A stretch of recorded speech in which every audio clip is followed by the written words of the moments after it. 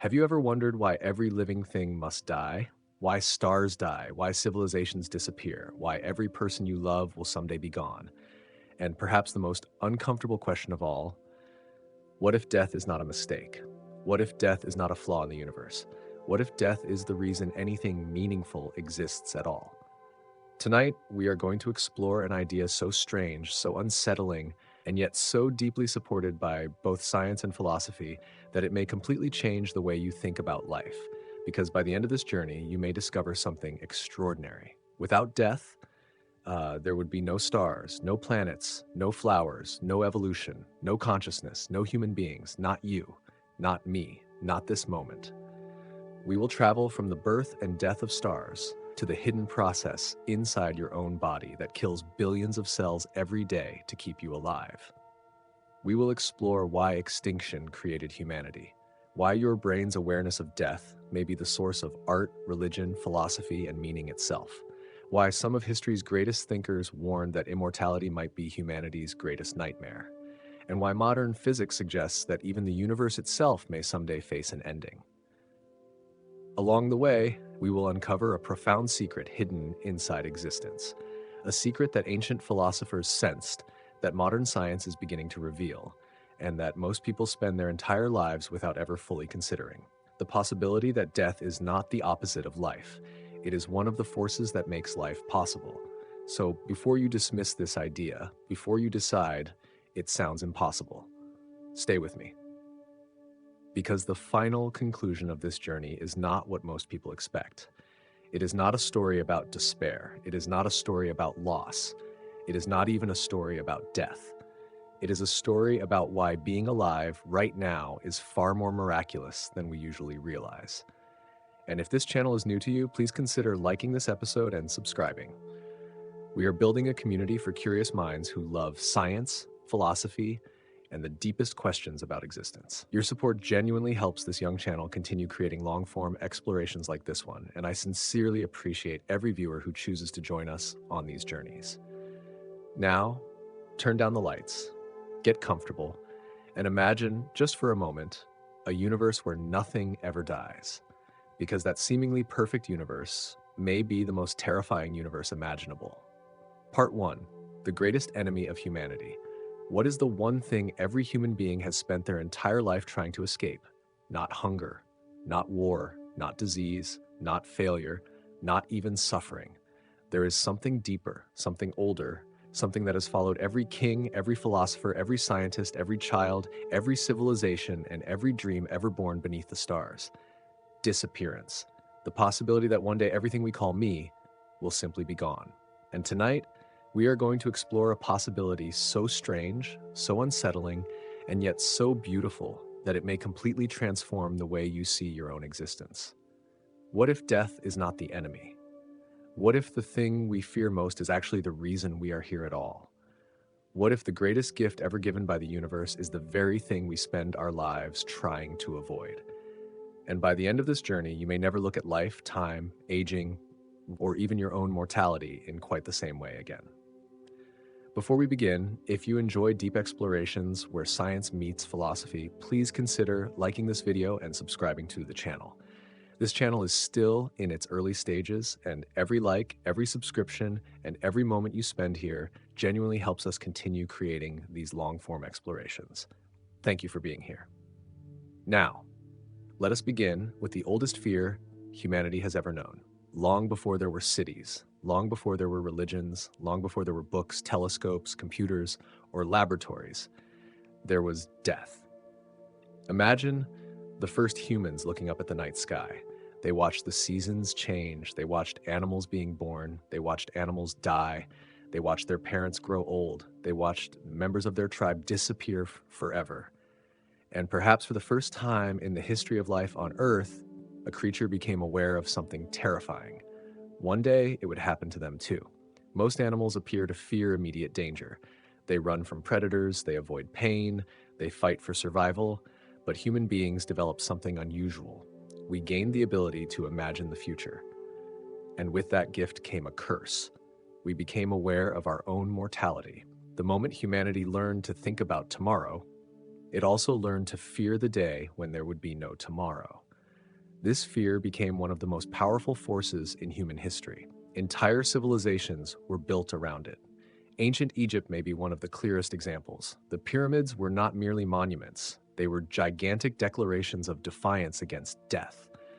Pharaohs believed they could secure immortality through elaborate rituals, treasures, and tombs designed to survive for eternity. Thousands of years later, those pyramids still stand, silent evidence of humanity's refusal to accept impermanence. But Egypt was not alone. Across ancient China, emperors searched desperately for elixirs of eternal life. Among them was Qin Shi Huang, the first emperor who unified China. He commanded expeditions, he funded alchemists, he consumed mysterious substances believed to grant immortality. Ironically, many historians believe that some of these supposed life-extending remedies may have contributed to his death. The man who sought eternal life became another reminder that death remains undefeated. Meanwhile, across distant cultures and continents, stories emerged about magical waters capable of restoring youth. Legends spoke of the fountain of youth. Some searched for hidden lands, others searched for sacred knowledge. The details changed. The dream remained the same: to escape the inevitable, to outrun the end. Even today, despite all our technological progress, that dream has not disappeared. In many ways, it has become stronger. Modern science has dramatically extended human lifespan. Medical advances have eliminated diseases that once devastated entire populations. Researchers study aging at the cellular level. Biotechnology companies invest billions attempting to slow, halt, or even reverse biological decline. Some visionaries imagine a future where consciousness can be uploaded into machines. Others dream of genetic engineering that could dramatically extend life. The language has changed. The laboratories are more sophisticated, the computers are more powerful, yet beneath it all remains the same ancient desire, the desire to survive forever. And perhaps that desire feels completely reasonable. After all, life is precious. We love, we learn, we create memories. We build relationships, we discover beauty. Why would we ever want those experiences to end? Why would anyone willingly accept death?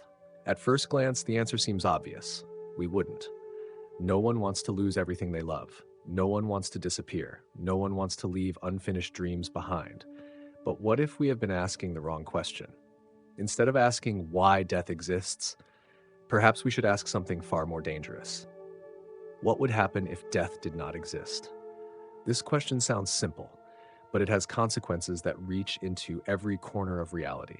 Imagine a world where nothing dies. Trees never decay, animals never age, humans never grow old. Every organism that has ever lived continues living forever. At first, it sounds like paradise, but only for a moment. Soon, problems begin to appear. Where would new life go? If every generation remained forever, how could future generations emerge? How would ecosystems adapt? How would evolution function? How would change occur? The deeper we explore this thought experiment, the stranger it becomes, because death is not merely an event that happens at the end of life. Death appears to be woven into the structure of life itself. It is not standing outside the system. It is part of the system. In fact, some scientists and philosophers argue that without death, many of the things we value most would never exist. Growth, transformation, adaptation, creativity, meaning, perhaps even consciousness itself. This idea feels deeply uncomfortable because it challenges one of our strongest instincts. For thousands of years, humanity has framed existence as a battle between life and death. Life is good, death is bad. Life is victory, death is defeat. Yet reality may be more complicated. Perhaps life and death are not enemies. Perhaps they are partners, two halves of the same process. Like inhaling and exhaling, like day and night, like beginnings and endings. One cannot exist without the other. Consider something simple, a forest. When we walk through a thriving forest, we admire the towering trees, the vibrant leaves, the birds, the flowers, and the rich diversity of life. But beneath our feet lies another story. Dead leaves decompose, fallen trees rot, countless microorganisms break down organic matter, death feeds life. Life emerges from death. The forest survives because endings continually create opportunities for new beginnings. The same pattern appears everywhere, in ecosystems, in biology, in civilizations, in stars, even in the universe itself. And that realization leads us toward a remarkable possibility. Perhaps death is not the opposite of life. Perhaps death is one of the mechanisms through which life becomes possible. This is where our journey truly begins. Because once we step beyond our personal fears and examine the universe itself, we discover something astonishing. The cosmos seems to depend on change. It depends on transformation. It depends on processes that move from one state to another. Nothing remains frozen forever. Everything flows. Everything evolves. Everything transforms. And hidden beneath all of these transformations lie one of the most important concepts in modern science. A concept that explains why stars shine, why organisms age, why memories point backward instead of forward, why the universe changes at all. A concept known as entropy. To understand why death may be the greatest gift of the universe, we first need to understand the force that makes change possible. Because the universe has a direction. Time has a direction. And that direction may hold the deepest secret of existence itself. In the next chapter, we will explore the arrow of time. We will discover why a cup of coffee cools down, why we grow older instead of younger, why the past feels fixed while the future remains uncertain, and why the same force that eventually brings all things to an end may also be the force that allows all things to begin. Part 2, the arrow of time. In the previous chapter, we arrived at a disturbing possibility. Perhaps death is not merely something that happens at the end of life. Perhaps it is woven into the very fabric of reality. But to understand why that might be true, we need to examine something even more mysterious than death itself. Time. Every moment of your life is immersed in it. You cannot see it, you cannot touch it, you cannot stop it, and yet it carries everything with it. Your memories, your relationships, your body, the stars above your head, even the universe itself. Time seems so familiar that we rarely stop to question it, but when scientists began looking closely, they discovered something deeply strange. Time appears to have a direction, a preferred direction, a one-way flow, and no one has ever experienced anything different. Think about a simple cup of hot coffee. Imagine placing it on a table. You leave the room. An hour later, you return. The coffee is cooler. This feels completely normal. In fact, it feels so obvious that it hardly seems worth mentioning. But pause for a moment. Why did the coffee cool down? More importantly, why have you never walked into a room and discovered a cold cup of coffee that spontaneously became hot? Why does heat flow one way, but never the other? Now consider something even more personal. Why do we grow older? Why does a child become an adult? Why does an adult eventually become elderly? Why does a wrinkle appear but never naturally disappear? Why does biological aging seem to move in only one direction? Or consider memory. You remember yesterday. You remember childhood. You remember conversations that happened years ago. But you do not remember tomorrow. You do not remember next year. You do not remember events that have not happened yet. Why? What makes the past different from the future? At first glance, these questions seem unrelated. Coffee cooling, human aging, memory. Yet they all point toward the same mystery. Why does time move forward? For centuries, philosophers wrestled with this puzzle. Then physics uncovered a clue hidden inside one of the most important scientific principles ever discovered. The second law of thermodynamics. The name sounds intimidating, but the idea behind it is surprisingly simple. Everything tends to move from order toward disorder, or more precisely, from less probable arrangements to more probable arrangements. To understand this, imagine a brand new deck of cards, fresh from the box, every card arranged in perfect order. The deck looks organized, structured, predictable. Now shuffle it once, twice, 10 times. The order disappears, the cards become mixed, the structure dissolves, the deck becomes disordered. Interestingly, the reverse almost never happens. A random deck does not suddenly organize itself into perfect sequence, not because it is impossible according to the laws of physics, but because it is extraordinarily unlikely. There are vastly more ways for the deck to be disordered than ordered. The same principle applies throughout nature. Imagine a child's bedroom. A clean room requires effort. Everything must be placed in the correct location. Books on shelves, clothes folded, toys organized. But leave the room alone for long enough, and disorder gradually appears. Things spread out, objects move, mess accumulates. Again, there are simply more ways for the room to be messy than perfectly organized. The universe seems to prefer these more probable states. Scientists call this tendency entropy. Entropy is often described as a measure of disorder. While that description is useful, it is not entirely complete, because entropy is not merely chaos. Entropy is probability. It is a measure of how many possible arrangements a system can have. Systems naturally move towards states that can exist in more ways, and that movement creates what we experience as the passage of time. This idea is so profound that some physicists have called entropy the true arrow of time. Not clocks, not calendars, not the movement of planets. Entropy. Imagine watching a video of a glass falling from a table. The glass strikes the floor. It shatters into hundreds of fragments. Instantly, you know the video is playing forward. Now imagine the opposite. Thousands of tiny fragments leap off the floor. They assemble themselves into a perfect glass. The glass rises into the air and lands gently on the table. You would immediately know the footage was reversed. Why? Because shattered states are vastly more probable than intact states. Entropy increases, and that increase gives time its direction. Without entropy, the distinction between past and future becomes difficult to define. This is where things become truly fascinating.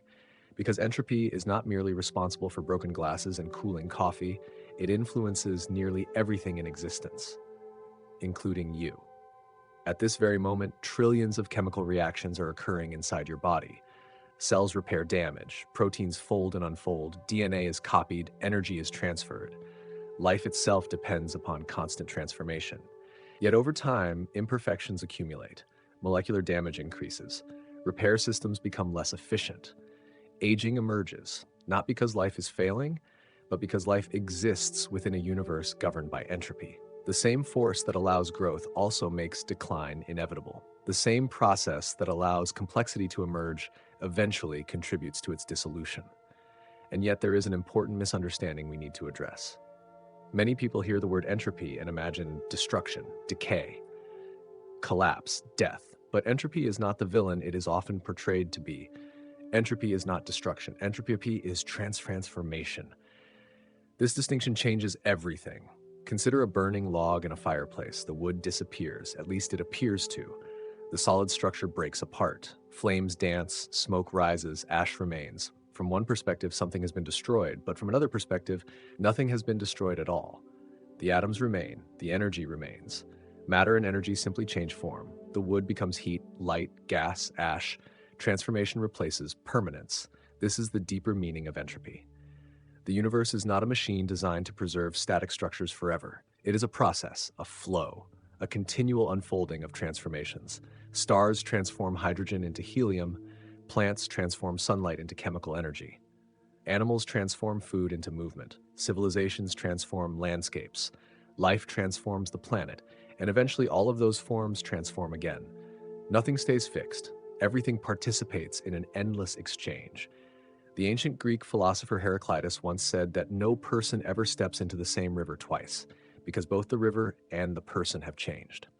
Modern science, remarkably, points toward a similar conclusion. Reality itself is dynamic. Flux is not the exception. Flux is the rule. This realization leads to a remarkable thought experiment. What would happen if entropy suddenly disappeared? Imagine a universe where entropy never increased. A universe where every arrangement remained perfectly fixed. At first, this might sound wonderful. Nothing ages, nothing breaks, nothing decays, nothing dies. But look deeper. If entropy vanished, heat would no longer flow. Energy differences would disappear. Chemical reactions would cease. Movement itself would become impossible. A star could not shine, because shining requires energy to flow outward. A heart could not beat, because beating requires energy transfer. A brain could not think, because thought depends on electrical and chemical activity. Even a single breath would become impossible. The universe would freeze into absolute stillness. Not coldness, stillness. A state so perfectly balanced that nothing could ever happen again. No events, no stories, no memories, no future, no change, and perhaps most surprisingly, no time. Because time is not merely something measured by clocks. Time is change. If absolutely nothing changes, then the distinction between one moment and the next disappears. Imagine a universe frozen forever in perfect equilibrium. How would you tell 1 second from another? How would you distinguish yesterday from tomorrow? You could not. Time itself would lose meaning. This is why some physicists argue that entropy does not merely occur within time. It helps create our experience of time. Entropy gives the universe a direction, a story, a sequence, a before and an after. Without entropy, history itself would vanish. There would be no formation of stars, no emergence of planets, no evolution of life, no civilizations, no you, no me. No conversation taking place at this moment. Everything we love about existence depends upon change, and change depends upon imbalance. The universe lives because it is not perfectly still. It breathes because it is not perfectly symmetrical. It evolves because it is not perfectly complete. This brings us to an unsettling conclusion. The force that eventually ages stars is the same force that allows stars to shine. The force that contributes to aging is the same force that makes life possible. The force that ultimately leads to endings is also responsible for beginnings, and that means the opposite of death may not be life. The opposite of death may be something far stranger, a perfectly frozen universe, a perfectly balanced universe, a perfectly unchanging universe, a perfect universe. And that possibility may be far more terrifying than anything we have discussed so far. Because in the next chapter, we will explore a shocking idea. What if perfection itself is a kind of prison? What if a universe without decay, change, or impermanence would not be paradise at all? What if the greatest nightmare imaginable is a reality where nothing can ever end because nothing can ever begin? Welcome to the Curse of Perfection. Part 3, The Curse of Perfection. Imagine waking up tomorrow in a universe where nothing can ever die, nothing can age, nothing can break, nothing can decay, nothing can disappear. At first, it sounds like the answer to every human prayer ever spoken.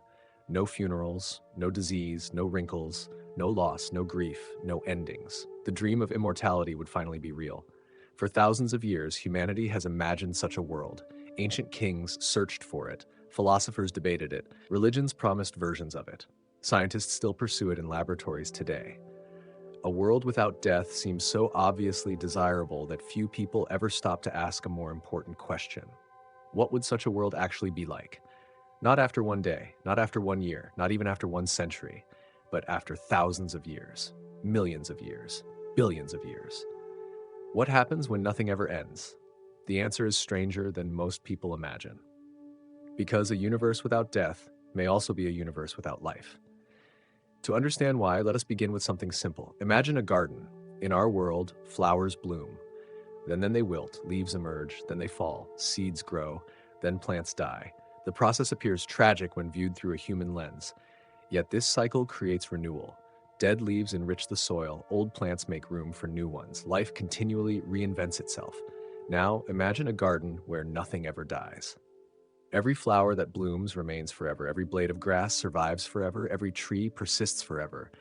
At first, the garden looks magnificent. A few years later, it becomes crowded. A few centuries later, it becomes impossible. Eventually, there is no room for anything new, no space for fresh growth, no opportunity for change, no future. The garden survives, but it no longer lives. This is one of the deepest paradoxes in nature. Life depends upon endings. Without endings, beginnings lose their place. Without departures, arrivals become impossible. Without death, birth itself becomes a problem. Yet the implications go far beyond biology. The entire universe operates according to the same principle. When most people imagine perfection, they imagine permanence. They imagine a state where nothing ever changes. Nothing ever goes wrong. Nothing ever deteriorates. Everything remains exactly as it should be, forever. But hidden inside that vision is a terrifying possibility. What if a perfectly stable universe is actually a dead universe? Think about your own life. Many of your most meaningful experiences exist because they are temporary. A sunset is beautiful partly because it fades. Childhood feels precious because it ends. A conversation becomes valuable because it cannot last forever. Even music depends upon change. Imagine listening to a single note sustained endlessly. No melody, no progression, no movement, no resolution. The note would cease to be music. It would become noise. Music requires contrast, silence and sound, tension and release, beginning and ending. Life follows the same pattern. Meaning emerges from change. Without change, meaning begins to evaporate. This idea becomes even more profound when we look at physics. As we discovered in the previous chapter, the universe is driven by differences. Differences in temperature, differences in pressure, differences in energy. Without those differences, nothing happens. Consider a waterfall. Water flows because there is a difference in height. If the entire landscape were perfectly flat, the waterfall would disappear. Motion requires imbalance. Now think about wind. Wind exists because different regions of Earth have different temperatures and pressures. Air moves from one state toward another. If every location possessed exactly the same conditions, the wind would cease. The atmosphere would become still. Movement requires imbalance. Even electricity follows this rule. Electric current flows because there is a difference in electrical potential. Remove the difference and the current vanishes. Your phone stops working, your computer shuts down, entire civilizations become impossible. Again and again, reality teaches the same lesson. Nothing happens without imbalance. Nothing moves without difference. Nothing evolves without tension. Life itself is an expression of imbalance. Every living organism is constantly maintaining a delicate separation from its environment. Your body is warmer than the surrounding air. Your cells maintain chemical gradients. Your heart creates pressure differences that move blood through your veins.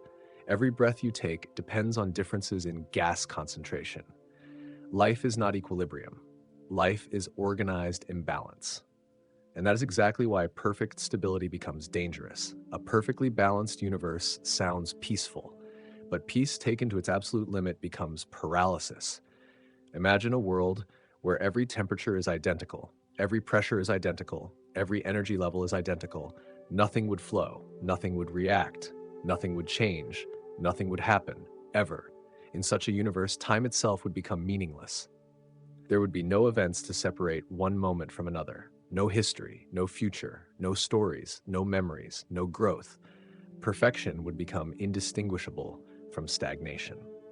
This is one reason many physicists describe our universe as existing far from equilibrium. The cosmos is not stable, and that instability is precisely what makes everything possible. Stars form because clouds of gas collapse under gravity. Galaxies evolve because matter is unevenly distributed. Planets emerge because particles gather into larger structures. Life arises because energy continually flows through environments that are not in balance. The universe is creative because it is imperfect. Its imperfections are not flaws, they are features. Its asymmetries are not mistakes, they are opportunities. Its instabilities are not problems, they are the engines of existence. This realization challenges one of humanity's oldest assumptions. Perhaps perfection is not the highest possible state. Perhaps perfection, if fully achieved, would destroy the very conditions that allow beauty, meaning, and life to emerge. Many ancient philosophies arrived at similar insights long before modern science. They recognized that existence is dynamic, reality is process, everything flows, everything transforms, everything changes. The desire to freeze reality into a permanent state often creates suffering because reality itself is movement. Trying to stop change is like trying to stop a river from flowing. You can resist it, you can fear it, you can deny it, but the river continues moving. The universe continues transforming, and perhaps that transformation is not a defect. Perhaps it is the deepest expression of what reality actually is. Now let us push this idea further. Imagine an immortal civilization. No one dies, no one ages, no one leaves. Generation after generation accumulates endlessly. At first, knowledge expands, experience grows, wisdom accumulates. But eventually another problem appears. Innovation slows, new perspectives become rare, old structures become permanent, the same voices dominate forever, the same ideas persist indefinitely. Without turnover, renewal becomes difficult. Without renewal, stagnation emerges. Without stagnation being broken, progress fades. Even culture requires cycles of endings and beginnings. Even ideas require death and rebirth. This is one reason history often advances through transformation rather than preservation. Old systems collapse, new systems emerge. Painful as those transitions may be, they create opportunities that permanence cannot provide. The same pattern appears in forests, in ecosystems, in civilizations, and in stars, especially in stars. Because nowhere is the power of creative destruction more spectacular than in the lives of stars. A star exists because gravity and energy are locked in an extraordinary struggle. Gravity pulls inward, nuclear fusion pushes outward. Neither side wins completely.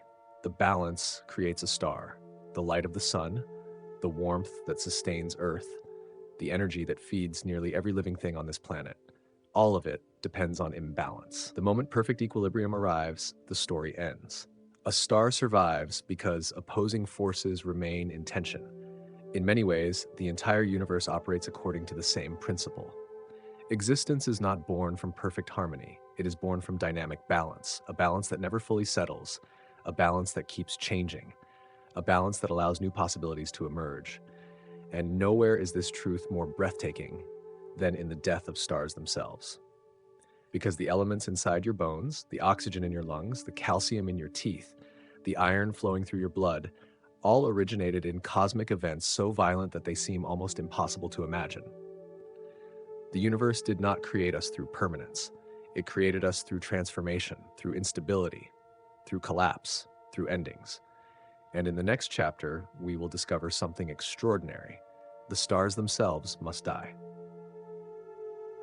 Not because the universe is cruel, but because their deaths make our existence possible. The greatest proof that life depends upon endings is written across the night sky. Every atom in your body is carrying the memory of a star that once burned brilliantly and then came to an end. Part 4, Why Stars Must Die. Look at your hand for a moment. The skin, the bones, the blood moving silently through your veins. Everything feels familiar, ordinary, human. Yet hidden inside your body is a story so extraordinary that it sounds almost like mythology. The carbon in your cells, the oxygen in your lungs, the calcium in your bones, the iron in your blood. Every one of these elements was forged inside ancient stars that died billions of years before you were born. In a very literal sense, your existence began with a cosmic funeral.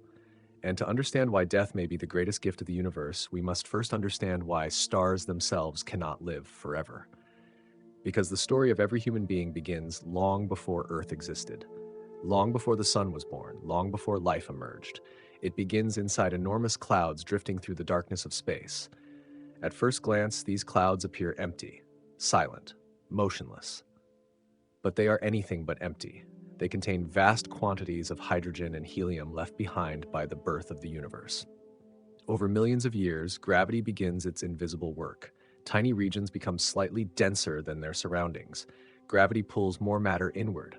As more matter gathers, gravity becomes stronger. The process accelerates. Slowly, a gigantic cloud begins collapsing into itself.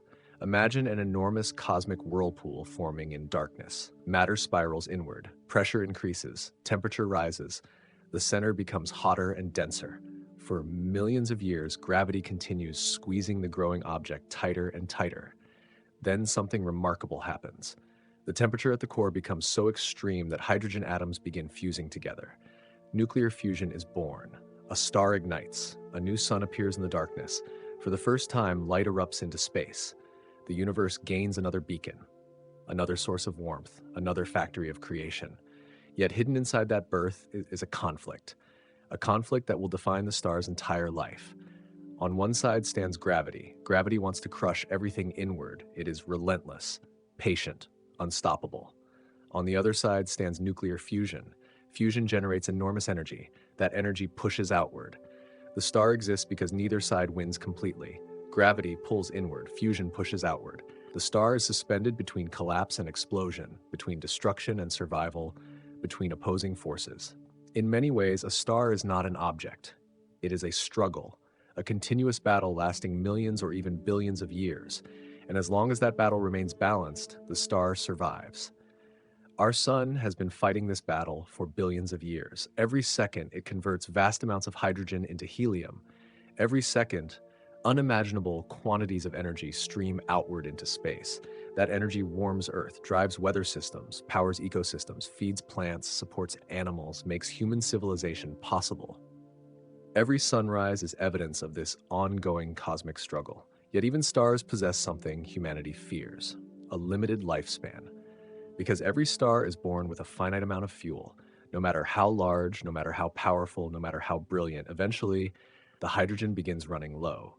The balance starts changing, and when that happens, the star enters the final chapters of its life. For smaller stars, the ending is relatively gentle, but for massive stars, the ending becomes one of the most violent events in the universe. As hydrogen disappears, gravity begins gaining ground. The core contracts, pressure increases, temperatures soar, new fusion reactions ignite, helium becomes carbon, carbon becomes heavier elements. The star desperately fights to survive. Each new stage burns faster than the one before. Millions of years become thousands, thousands become years, years become days. The star is consuming itself in a final effort to resist collapse. Eventually, something extraordinary happens. The star begins producing iron. At first, that may not sound important, but iron represents a cosmic turning point. Every fusion reaction before iron releases energy. Iron does not. Iron is a dead end, a wall, a final boundary. Once the core becomes dominated by iron, the star can no longer generate enough energy to resist gravity. The battle that defined its existence suddenly ends. Gravity wins, and when gravity wins, catastrophe follows. In less than a second, the core collapses inward at incredible speed. Temperatures reach unimaginable extremes. Pressure becomes almost beyond comprehension. Then the collapsing material rebounds outward in a colossal explosion. A supernova, one of the most powerful events in the known universe. For a brief moment, a dying star can outshine an entire galaxy. A single explosion releases more energy than our sun will produce during its entire lifetime. Shockwaves race across space, radiation floods the surrounding regions. Matter is hurled outward at millions of kilometers per hour. To ancient observers, such an event would have appeared almost supernatural. A new star suddenly appearing in the sky. Brighter than planets, visible during daylight, then gradually fading away. But what looks like destruction from a distance is actually one of nature's greatest acts of creation, because something miraculous happens during those final moments. The extreme conditions inside a supernova create elements that could never have formed otherwise. Carbon, oxygen, silicon, calcium, iron, gold, silver, uranium. The periodic table itself expands through stellar death. The universe becomes chemically richer because a star has reached its end. This is one of the deepest ironies in existence. The death of a star is not merely an ending, it is an act of cosmic generosity. The star gives away everything it has created throughout its lifetime. Its final breath becomes a gift to the future. Imagine a universe where stars never died. At first, that sounds desirable. Immortal stars, eternal light, endless stability. But look closer. Without stellar death, those heavy elements would remain trapped forever inside stellar cores. No carbon, no oxygen, no calcium, no iron, no rocky planets, no oceans, no chemistry capable of supporting life, no human beings. The universe would contain stars, but it would never contain us. The very materials that make life possible require stars to die. Death is not interrupting the story. Death is writing the next chapter. Billions of years ago, somewhere within our galaxy, massive stars lived and died. Their supernova explosions scattered newly created elements across interstellar space. Clouds enriched with carbon, oxygen, silicon, and iron drifted through the Milky Way. Eventually, gravity gathered some of that material into a new stellar system. Our solar system. The sun formed, the planets formed, Earth formed, and because earlier stars had died, Earth contained the ingredients necessary for life. Every forest, every ocean, every animal, every human being, all emerged from matter forged inside ancient stars. The famous phrase often associated with Carl Sagan captures this truth beautifully. We are made of star stuff. This is not poetry, it is science. The calcium in your skeleton was created in stellar furnaces. The oxygen you breathe originated in stars. The iron carried by your blood was forged during stellar collapse. Your body is literally composed of recycled cosmic material. Atoms that once existed inside ancient suns now participate in your thoughts, emotions, and experiences. You are not separate from the universe. You are one of its latest expressions. The universe became conscious through matter that had first passed through stars, and perhaps that realization changes the way we think about death. A star does not disappear when it dies. Its matter transforms, its elements continue their journey, its legacy becomes part of future worlds, part of future life, part of future consciousness. In a sense, every human being carries within them the memory of ancient stellar deaths. Every heartbeat echoes events that occurred billions of years ago. Every breath connects us to explosions that shaped galaxies. Every living creature is a testament to the creative power of endings. Yet as astonishing as stellar death may be, an even stranger story is unfolding much closer to home. Because stars are not the only things that must die for life to exist. The same principle operates inside your own body, right now, at this very moment. While you listen to these words, millions of cells are ending their lives, not by accident, not because something has gone wrong, but because their death is necessary for your survival. The universe discovered long ago that endings create possibilities, and nowhere is that lesson more intimate than within the living architecture of your own body. In the next chapter, we will explore one of biology's most remarkable secrets, the cells that know how to die, and why life itself depends upon their sacrifice. Part 5, the cells that know how to die. When most people hear the word death, they imagine failure. They imagine something going wrong, a tragedy, a breakdown, a loss, a mistake that nature could not prevent. From our human perspective, death often appears to be the enemy of life. But what if nature sees it differently? What if death is not always a failure? What if, in some cases, death is one of life's greatest inventions? To understand this, we need to leave the scale of stars and galaxies behind. We need to journey inward, far inward, into the microscopic world inside your own body, a world so busy and complex that it resembles an entire civilization. At this very moment, trillions of cells are working together to keep you alive. Some carry oxygen, some fight infections, some help you think, some repair damaged tissues, some build proteins, some send electrical signals. Every second, countless biological processes unfold with extraordinary precision. Yet hidden among these processes is something deeply surprising. Many of your cells are programmed to die, not accidentally, not because they are sick, not because they are old, but because their death serves a purpose. Scientists call this process apoptosis. The word comes from an ancient Greek term often translated as falling away, similar to leaves falling from a tree. It is sometimes called programmed cell death, and it may be one of the most elegant mechanisms ever produced by evolution. Unlike injury or disease, apoptosis is orderly, controlled, intentional. The cell essentially follows a built-in set of instructions that leads to its own disappearance. It dismantles itself carefully. Its components are recycled. Its remains are cleaned up. No chaos, no panic, no damage to surrounding tissues. It is less like a violent accident and more like a carefully planned retirement. At first, this sounds strange. Why would life create something whose purpose is death? The answer reveals one of biology's deepest secrets. Because sometimes destruction is necessary for creation. One of the most remarkable examples occurs before you are even born. Imagine a human embryo during the earliest stages of development. At that point, the future hands do not resemble hands at all. Instead, they look more like paddles, small, flattened structures without distinct fingers. If you could observe them closely, you would notice something unexpected. The tissue between the future fingers is completely filled in. There are no separate digits, no gaps, no spaces, just a solid paddle-like shape. So how do fingers appear? Many people assume new tissue grows to create the spaces, but that is not what happens. Instead, cells located between the developing fingers begin committing apoptosis. They deliberately eliminate themselves. Millions of cells quietly die. As they disappear, spaces emerge, and those spaces become fingers. In other words, your fingers exist because certain cells chose not to survive.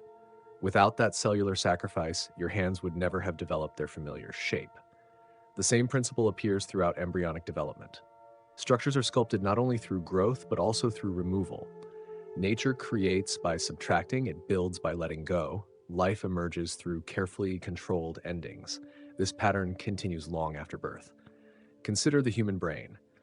At first glance, it might seem that intelligence develops simply by adding more neurons, more cells, more connections, more complexity. But the reality is far more fascinating. During early development, the brain produces an enormous number of neural connections, far more than it will ultimately need. It is an explosion of possibilities, a vast network of potential pathways. Then something unexpected happens. Many of those connections disappear. The brain begins pruning itself. Unused pathways are eliminated, redundant structures are removed, inefficient connections vanish. This process allows the remaining network to become faster, stronger, and more efficient. In a sense, intelligence develops not merely through growth, but through selective loss. The brain becomes more capable because certain parts are removed. Again, death is not the enemy of development, it is part of development. Imagine what would happen if every neural connection remained forever. The brain would become cluttered, inefficient, overwhelmed by unnecessary information. Function would suffer. Sometimes less truly becomes more. The same lesson appears throughout the body. Every day, billions of cells complete their life cycle and are replaced. Skin cells die. Blood cells die. Cells lining the digestive tract die. New cells emerge. Old cells disappear. This continuous renewal allows tissues to remain healthy and functional. You may think of yourself as the same person you were years ago, yet much of your body has been constantly rebuilding itself through cycles of birth and death. Life is not a static object.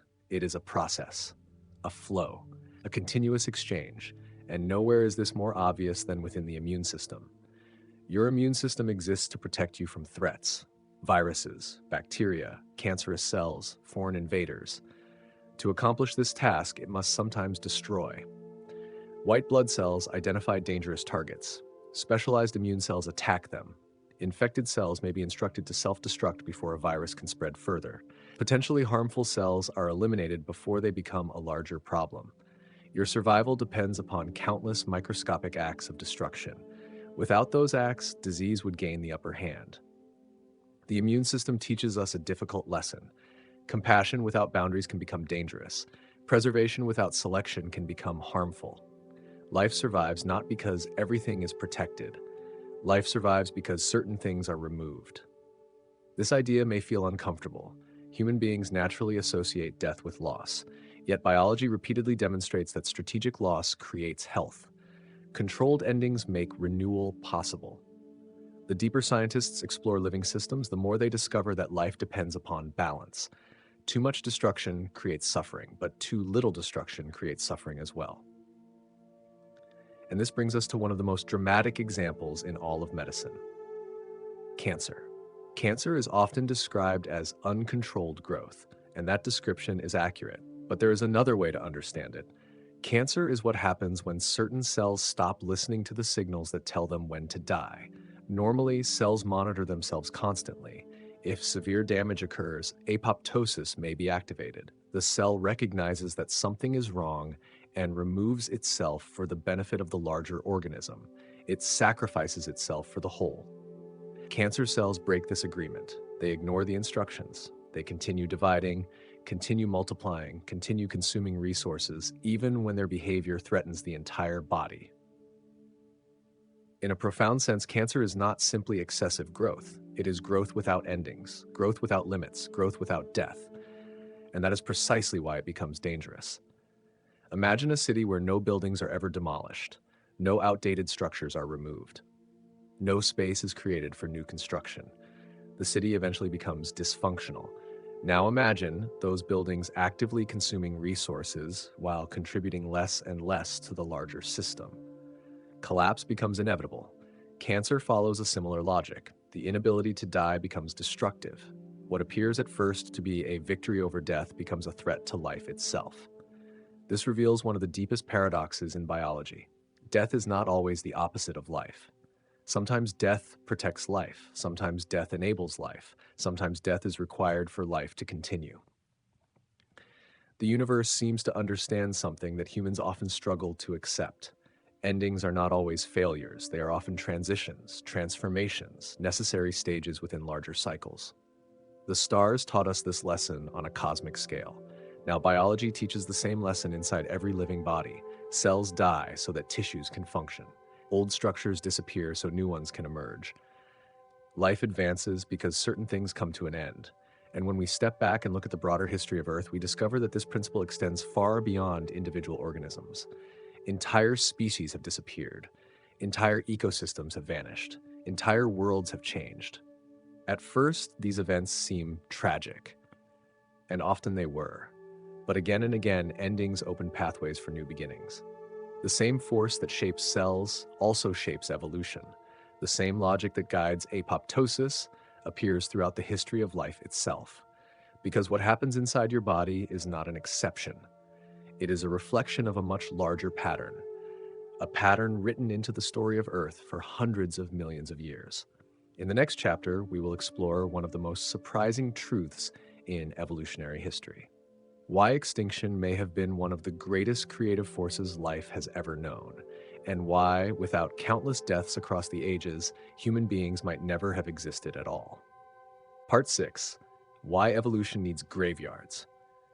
Imagine Earth 100 million years ago. The continents look different. The climate is warmer.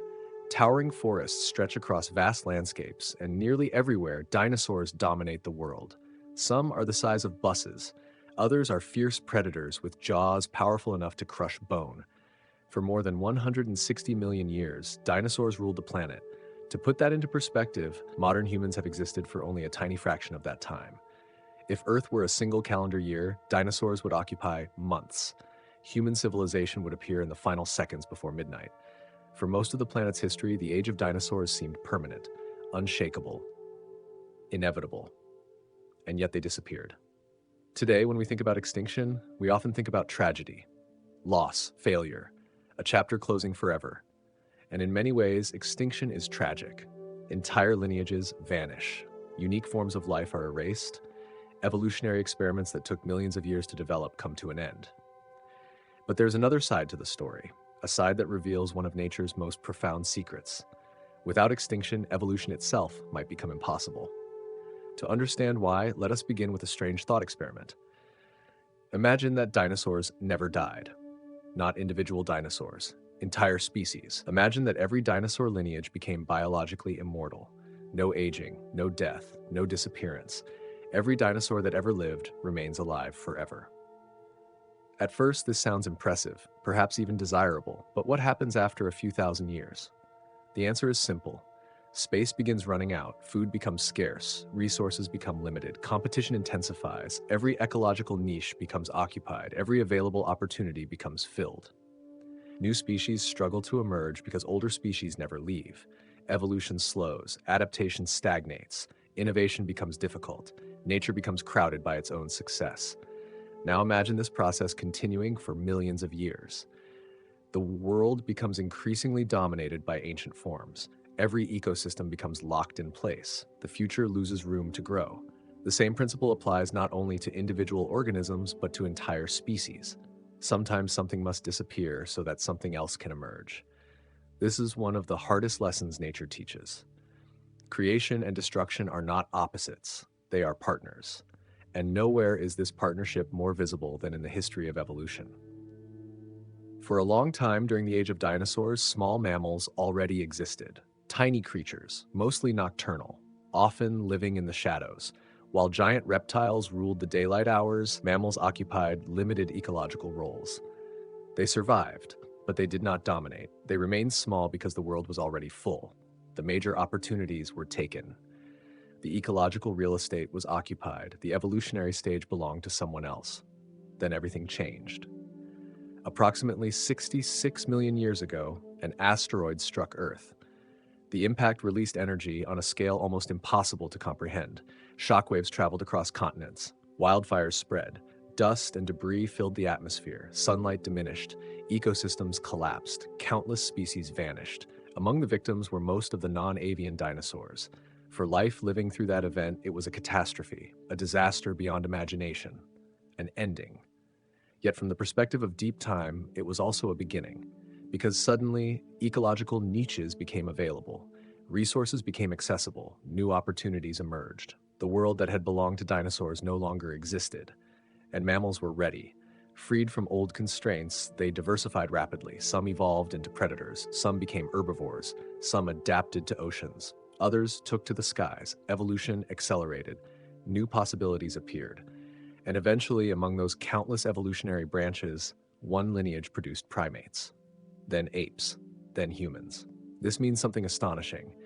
If the dinosaurs had never disappeared, there is a very real possibility that human beings would never have appeared. The asteroid that seemed to bring only destruction also helped create the conditions that made our existence possible. Again, we encounter the same pattern. An ending creates a beginning. A loss creates an opportunity. A death creates space for life. And this pattern extends far beyond dinosaurs. Throughout Earth's history, life has repeatedly been reshaped by extinction. Some of these events were so enormous that they transformed the entire planet. Scientists refer to them as mass extinctions. The most devastating of all occurred approximately 250 million years ago. Known as the Permian mass extinction, it was unlike anything the world had ever experienced. Volcanic activity on an immense scale altered the atmosphere.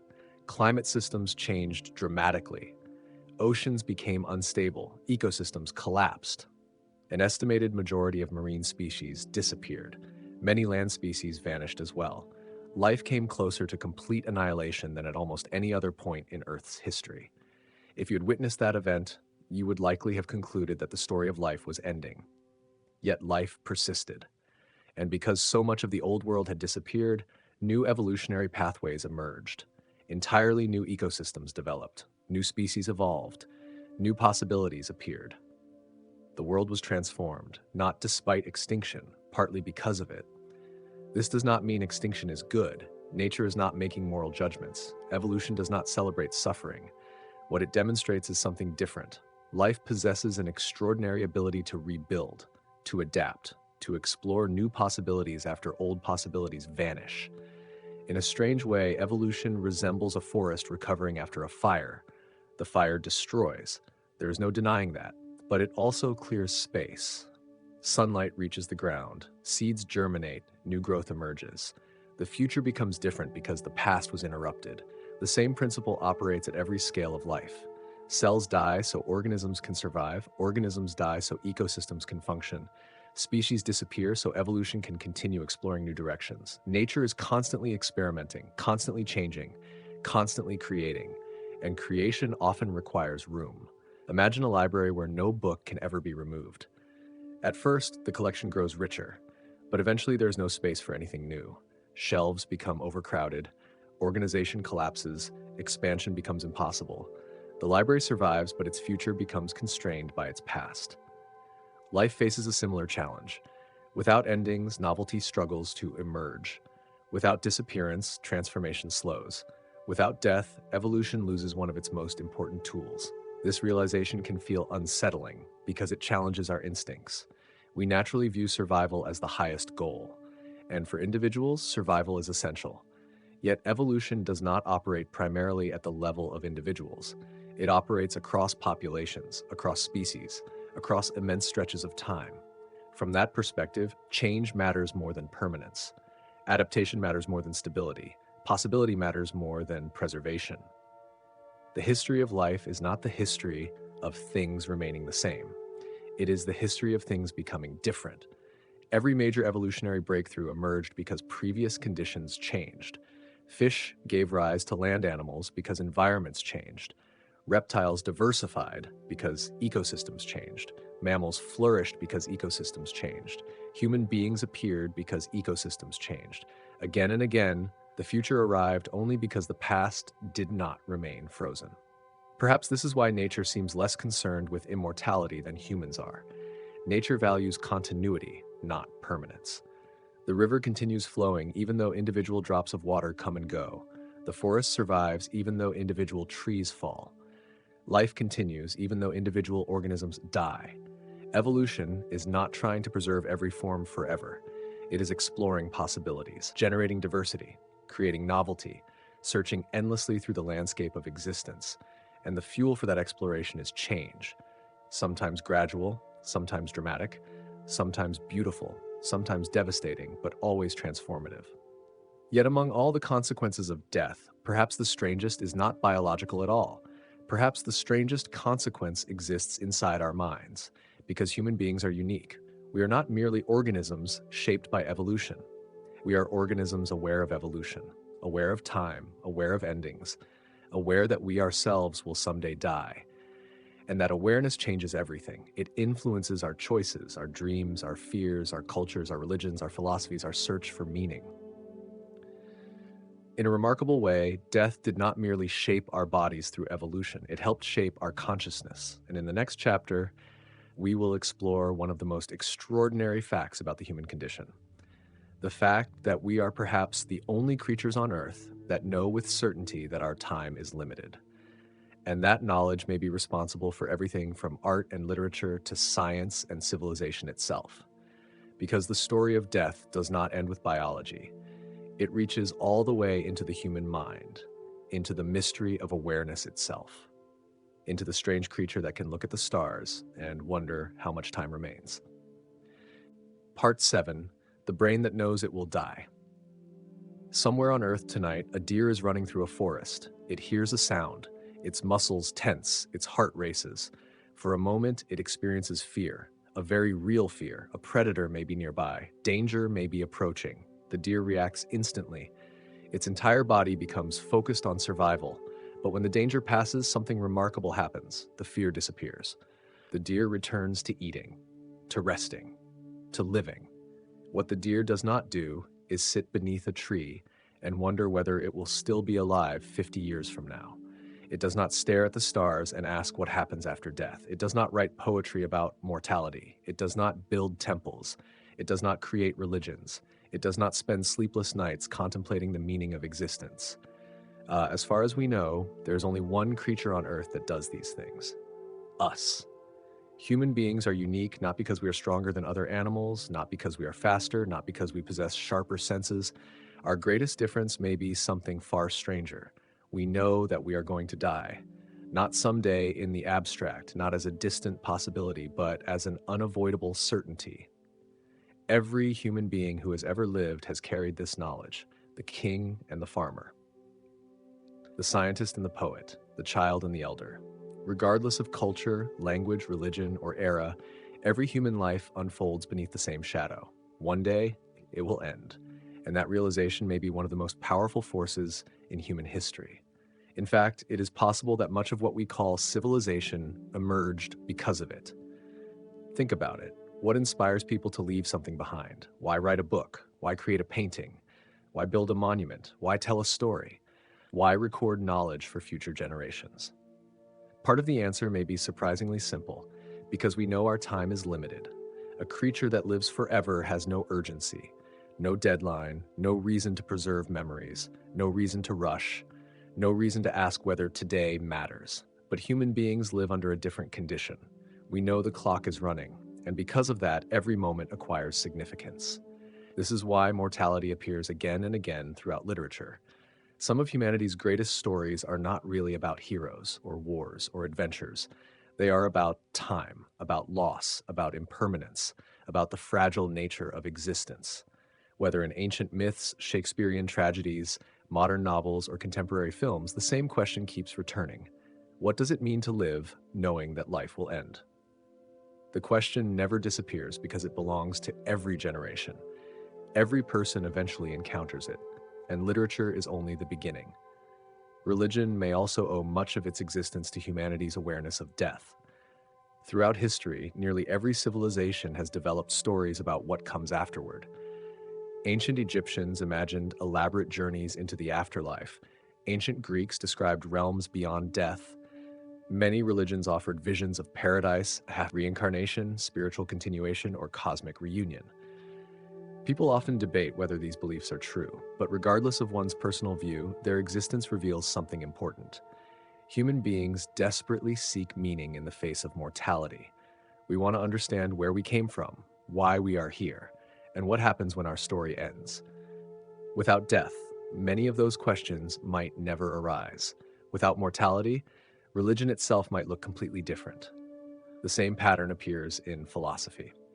Some of history's greatest thinkers spent their lives wrestling with a single reality: human finitude. From ancient Greece to modern existentialism, philosophers repeatedly return to the same mystery: how should we live knowing that our time is limited? The philosopher Socrates explored the nature of death thousands of years ago. The Roman Stoics encouraged people to remember mortality as a guide for living wisely. Centuries later, existential philosophers argued that awareness of death gives life authenticity. Again and again, the same conclusion emerged: death is not merely something waiting at the end of life. It shapes life from the very beginning. And then there is art. Perhaps no human activity reveals our relationship with mortality more clearly. A painting captures a moment that would otherwise disappear. A photograph freezes time. A song preserves emotion. A sculpture resists forgetting. Art is often an attempt to hold something precious against the flow of time.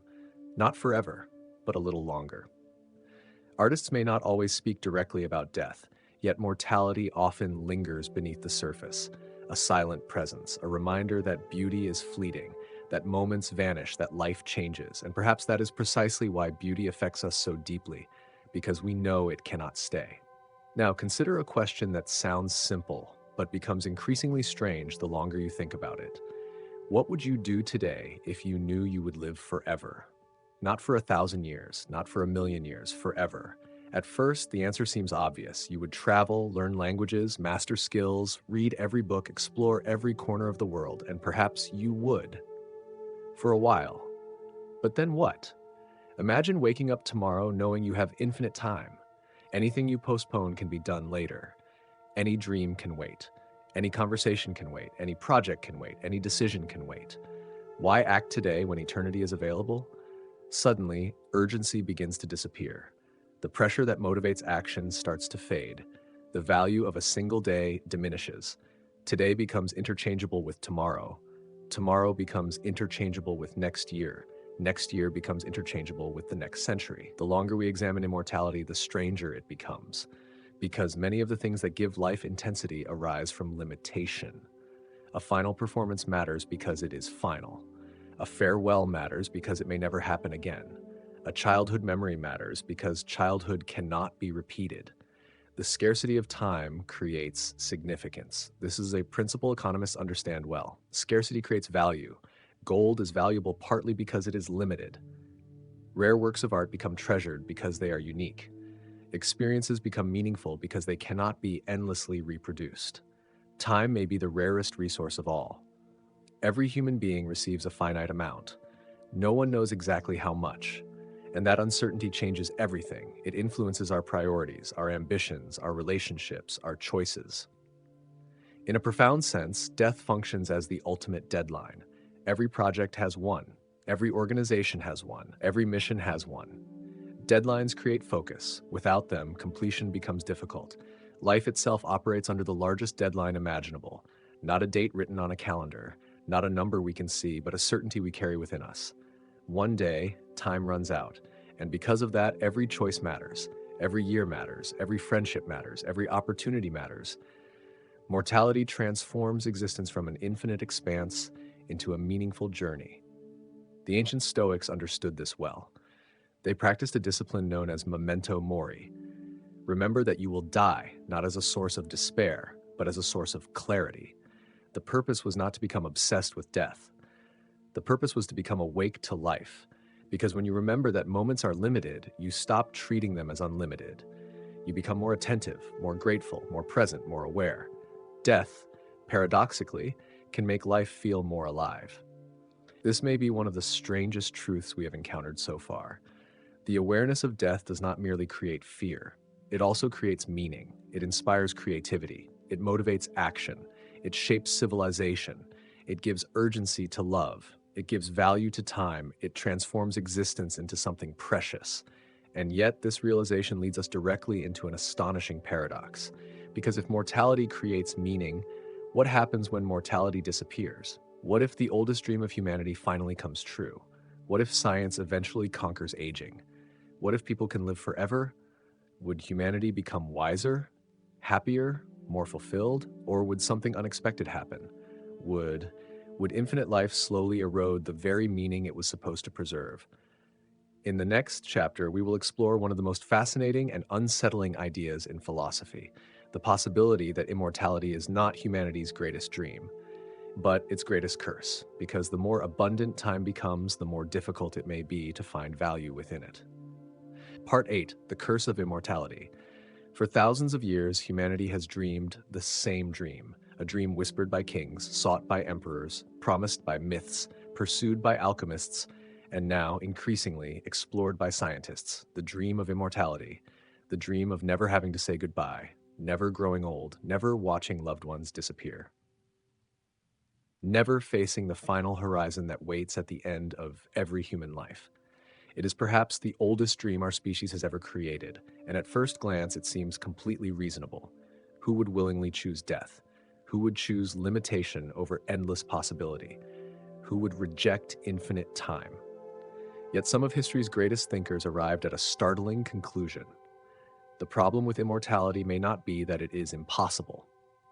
The problem may be that it is undesirable, not at first, not after 1 year, not after 100 years, but eventually.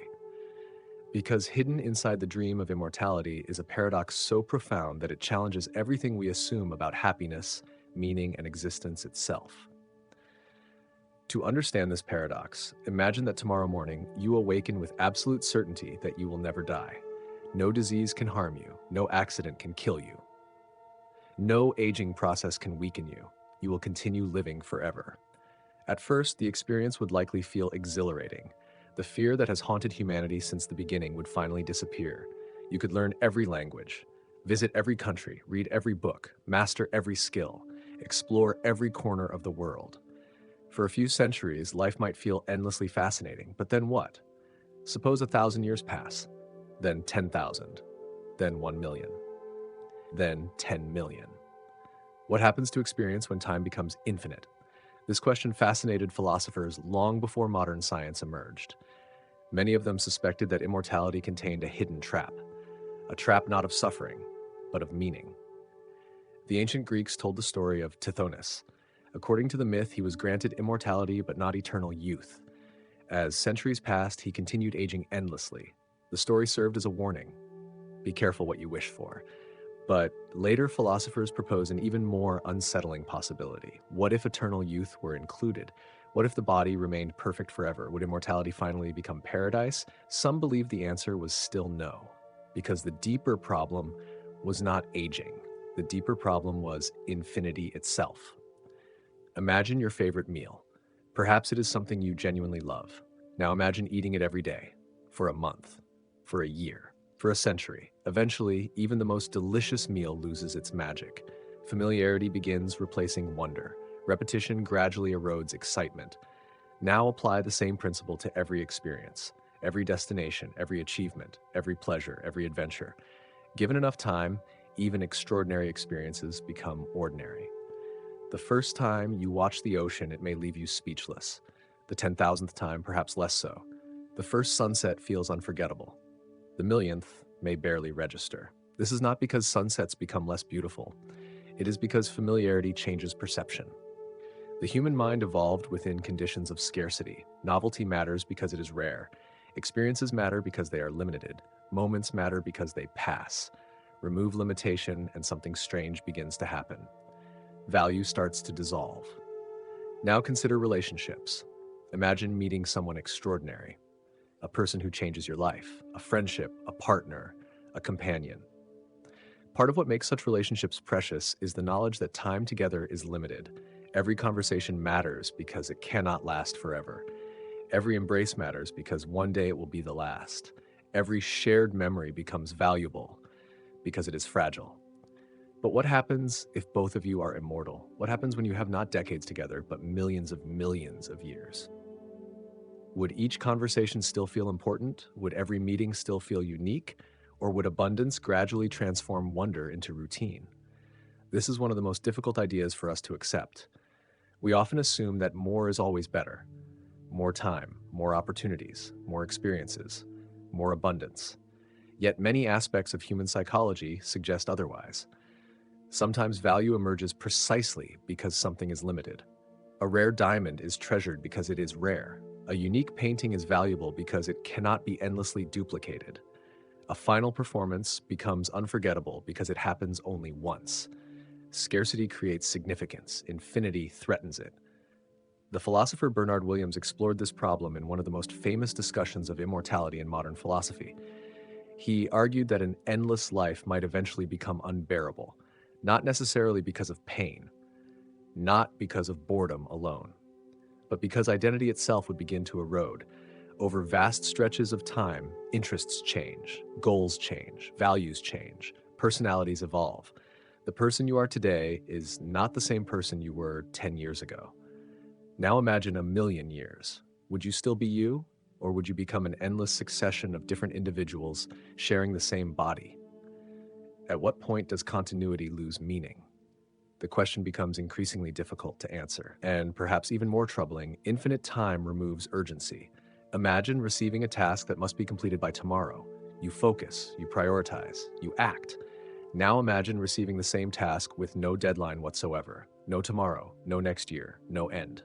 Procrastination becomes easy, action becomes optional, motivation weakens, the pressure that creates movement disappears. Life itself may work the same way. The reason we pursue dreams today is often because we know opportunities are limited. The reason we call a friend is because we know time is precious. The reason we take risks is because we know waiting forever is not an option. Mortality quietly creates urgency. Urgency creates action. Action creates meaning. Without limitation, the chain begins to break. This is the paradox of abundance. The more unlimited something becomes, the less valuable it often feels. Fresh water is precious in a desert, less remarkable during a flood. Silence becomes meaningful in a noisy world. Time becomes meaningful because it is finite. The ancient human dream has always assumed that more time automatically means more meaning. But what if meaning depends upon limitation? What if the value of life emerges precisely because life is not endless? This idea appears again and again throughout philosophy, psychology, and even economics. Scarcity creates value. Abundance reduces it. The same principle may apply to existence itself. Imagine a universe where every book can be read infinitely many times, every movie watched infinitely many times, every experience repeated infinitely many times. Eventually, uniqueness disappears, distinction fades, everything becomes available. And because everything is available, nothing feels urgent, nothing feels irreplaceable, nothing feels sacred. Perhaps this is why mortality plays such a profound role in human life.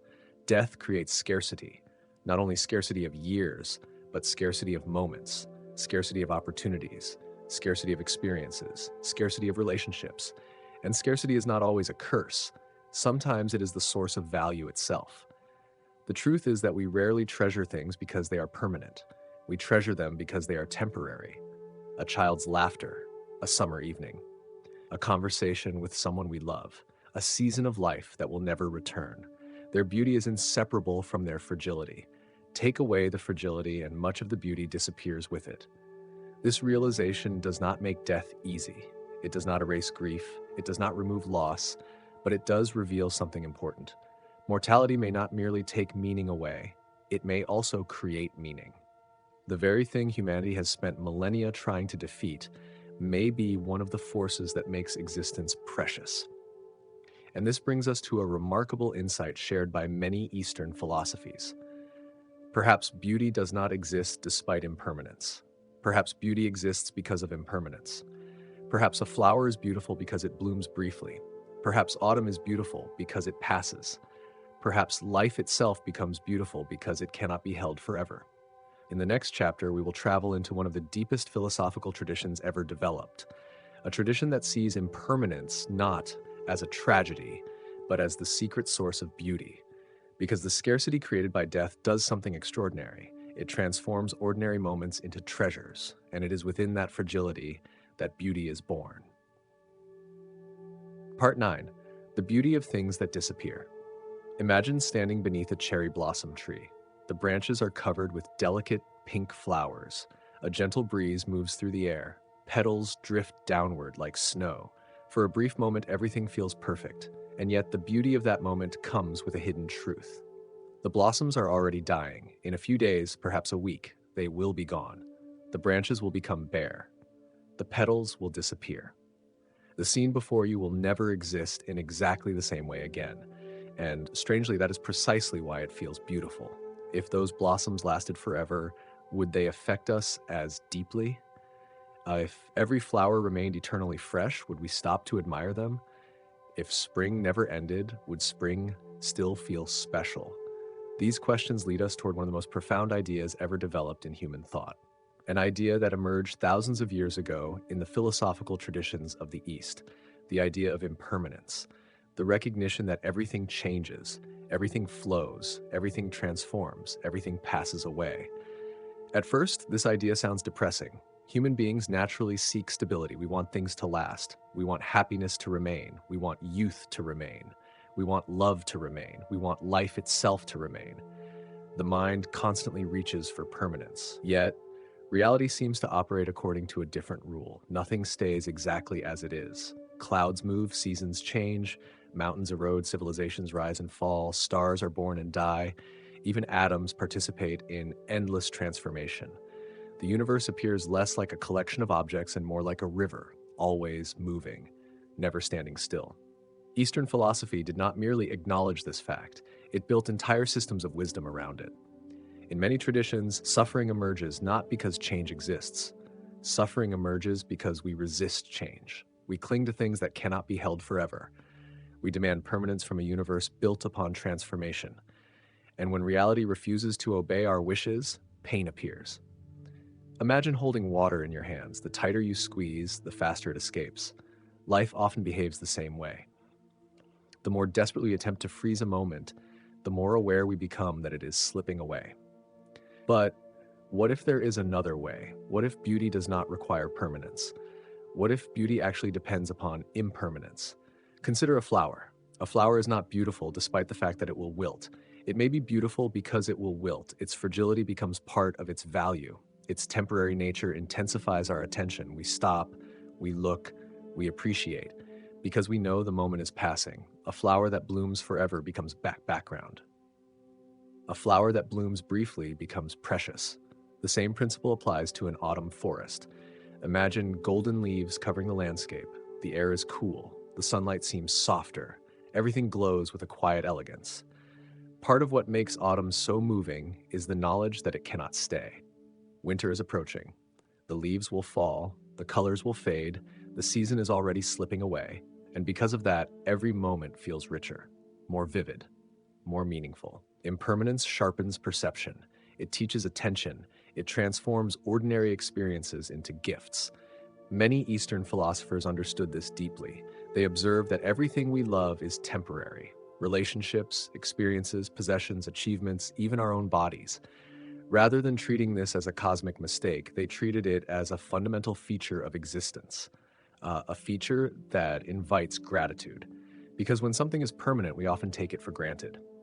When something is temporary, we become aware of its value. Imagine if sunsets occurred only once every 10 years. People would travel across continents to witness them. They would speak about them for years. They would remember every detail. The sunset itself would not become more beautiful. Its rarity would. Its scarcity would. Human perception is deeply connected to limitation. And nowhere is this connection more beautifully expressed than in a Japanese aesthetic philosophy known as wabi-sabi. Wabi-sabi is difficult to translate directly because it is less a definition and more a way of seeing. At its heart lies an appreciation for imperfection, impermanence, and incompleteness. A cracked ceramic bowl, a weathered wooden table, an old temple worn by centuries of wind and rain. These things are not considered less beautiful because they show signs of age. In many cases, they are considered more beautiful. The marks of time become part of the story. The imperfections reveal history. The wear reveals life. Rather than hiding change, wabi-sabi embraces it. Rather than denying decay, it finds elegance within it. This perspective stands in sharp contrast to many modern ideals. Modern culture often celebrates perfection, youth without aging, objects without flaws, surfaces without blemishes. We spend enormous effort trying to erase evidence of time, trying to preserve things exactly as they are, trying to resist change. Yet wabi-sabi gently suggests something different. Perhaps perfection is not the highest form of beauty. Perhaps beauty emerges from transience, from vulnerability, from the quiet knowledge that nothing lasts forever. A weathered stone path, a faded photograph, a handwritten letter from decades ago. These things move us precisely because they carry traces of passing time. The Japanese art of repairing broken pottery with gold illustrates this beautifully. Instead of hiding cracks, artisans highlight them. The fracture becomes part of the object's identity. Its damage becomes part of its beauty. Its history becomes visible. In a profound sense, the object becomes more valuable because it has been broken and repaired. Perhaps human lives are similar. Perhaps our scars, losses, and endings contribute to who we are. Perhaps impermanence is not something that diminishes meaning. Perhaps it creates meaning. Think about the people you love most. Would those relationships feel the same if they were guaranteed to last forever? Or does part of their value arise from the knowledge that time together is limited? A conversation becomes meaningful because it cannot be repeated exactly. A shared laugh becomes precious because it will eventually become a memory. A moment matters because it passes. Mortality does not merely end experiences, it frames them. It gives them shape. Just as a painting requires a frame, life may require limits. Without limits, experiences blur together. Without endings, beginnings lose significance. Without impermanence, appreciation weakens. This does not mean loss is easy. It does not mean grief disappears. The death of a loved one remains painful. The passing of time remains bittersweet. Impermanence is not comforting because it eliminates sadness. It is comforting because it gives sadness context. It reminds us that change is not an exception. It is the rule. The river flows, the seasons turn, the stars evolve, life transforms, and we are part of that process. Perhaps this is why so many spiritual traditions encourage presence, attention, awareness, not because they deny impermanence, but because they accept it. When you recognize that every moment is temporary, you begin experiencing it more fully. The ordinary becomes extraordinary. A meal, a conversation, a sunrise, a walk through the evening air. Things that once seemed routine become remarkable, not because they changed, because your perspective changed. You stopped expecting forever and started appreciating now. Yet there is an even deeper implication hidden within this realization. If everything is constantly changing, if every atom in your body is moving through endless cycles, if the matter composing you was once part of stars, oceans, plants, and ancient worlds, then perhaps the boundary between you and the universe is not as clear as it seems. Perhaps the story of impermanence reveals something even more astonishing. Perhaps we were never truly separate from the cosmos in the first place. The atoms in your body came from the universe. The energy flowing through your cells comes from the universe. Your thoughts arise from matter shaped by billions of years of cosmic evolution. You are not standing outside reality observing it. You are reality observing itself. And in the next chapter, we will explore one of the most breathtaking ideas ever proposed by science and philosophy. The possibility that the universe, through conscious beings like us, has become capable of looking back upon itself. Because if we look deeply enough, we may discover that we were never strangers in this cosmos. We were always part of it, a temporary wave within an ancient and endless ocean. Part 10, the universe looking at itself. For most of human history, we imagined ourselves standing apart from the universe. We looked upward at the stars and saw them as distant objects. Cold lights suspended in an unreachable darkness. The earth felt separate. Human beings felt separate. The cosmos seemed enormous and foreign. There was us, and there was the universe. Two different things, two different stories. Yet as science advanced, something remarkable happened. The boundary began to disappear. The deeper we looked into reality, the more we discovered an astonishing truth. The universe is not something happening around us. It is something happening through us. And perhaps nowhere was this idea expressed more beautifully than by Carl Sagan. Sagan often reminded people of a fact so extraordinary that it almost sounds poetic. Yet it is completely scientific. The nitrogen in our DNA, the calcium in our teeth, the iron in our blood, the carbon in our cells, were all forged inside ancient stars, long before Earth existed, long before life emerged, long before human beings began asking questions. Massive stars lived, burned, collapsed, exploded, and from those explosions came the elements necessary for life. Every atom in your body carries a history older than mountains, older than oceans, older than the planet itself. Some of the atoms you carry may have traveled through countless stars, countless worlds, countless transformations. The matter composing you is ancient beyond imagination. You are not merely standing beneath the stars, you are made from them. This realization changes everything, because once we understand that our bodies come from the universe, another question naturally emerges. If our bodies are part of the cosmos, what about our minds? What about consciousness itself? What about the mysterious experience of being aware, the experience of seeing, feeling, thinking, wondering, loving, remembering? Scientists still debate many aspects of consciousness. It remains one of the deepest mysteries in existence. Yet one fact is undeniable. The human brain is made of matter. Nothing supernatural is required to observe this. Approximately 1.5 kilograms of biological tissue, cells, proteins, electrical signals, chemical reactions. The brain is physical. It obeys the same laws governing stars, planets, and galaxies. And yet somehow, this matter became capable of awareness. Matter learned how to think. Matter learned how to ask questions. Matter learned how to wonder about its own origins. Pause for a moment and consider how strange that truly is. For billions of years after the birth of the universe, there were no eyes, no ears, no minds, no observers. Galaxies spun through space in silence. Stars were born and died. Planets formed and vanished. Black holes collided. Yet there was nobody there to witness any of it. The universe existed, but it was not being experienced. Then, after billions of years of cosmic evolution, something changed. Life emerged, simple at first, microscopic, fragile, then increasingly complex. Cells became organisms. Organisms developed nervous systems became brains, and eventually some brains became conscious. The universe had produced observers.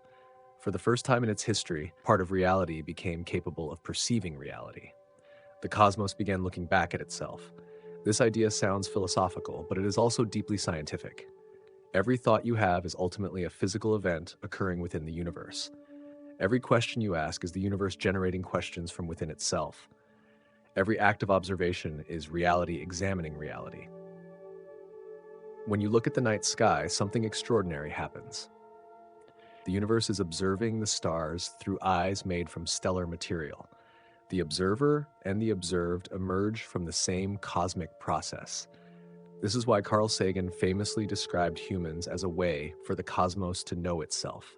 It is one of the most beautiful ideas ever expressed, because it transforms our place in existence. We are not outsiders. We are participants. We are not visitors in the universe. We are expressions of the universe. The philosopher Alan Watts approached this insight from a different direction. Drawing upon Eastern traditions, Watts challenged the common belief that individuals exist as isolated entities. He argued that we often think of ourselves as separate egos trapped inside bodies, tiny beings confronting an enormous world. But perhaps this perception is incomplete. Consider a wave in the ocean. A wave appears distinct. It has a shape, a beginning, a movement, a visible identity. You can point to it, describe it, measure it. Yet what exactly is a wave? Is it truly separate from the ocean? The answer is obvious. A wave is something the ocean is doing. It is not independent. It is not detached. It is a temporary expression of a larger reality. The ocean takes the form of a wave for a while, then the wave disappears. But nothing has actually been removed from the ocean. The water remains. The process continues. New waves emerge. Old waves dissolve. The ocean persists. Watts suggested that human beings may be similar. We experience ourselves as separate individuals, and on one level we are. We have unique memories, unique personalities, unique lives. Yet beneath those differences lies something deeper. We are manifestations of the same universe, the same cosmic process, the same continuous reality expressing itself in different forms.